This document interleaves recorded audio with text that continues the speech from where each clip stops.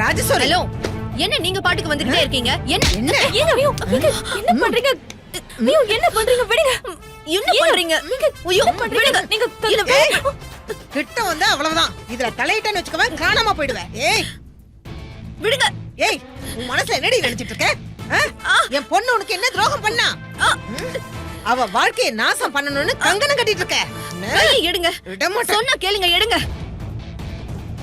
நீ எல்லாம் ஒரு பொம்பளையா? கூட பிறந்தவன் வாழ்க்கையை இப்படி சீரழிக்க துடிக்கிறியே, நீ எல்லாம் நல்லா இருப்பியா? கல்யாணம் ஆகி ஒரு நாள் அவளை சந்தோஷமா விட்டுருப்பியா? இன்னைக்கு ஒரு படி நீ மேல போய் மாப்பிள்ளை தம்பி ஜெயிலுக்கு போனாலும் பரவாயில்ல, அவரு கம்பெனி மொத்தத்தையும் வளைச்சு போடலான்னு பாத்துட்டு இருக்கியா? உனக்கெல்லாம் நல்ல சாவே வராதுடி. விடுங்க.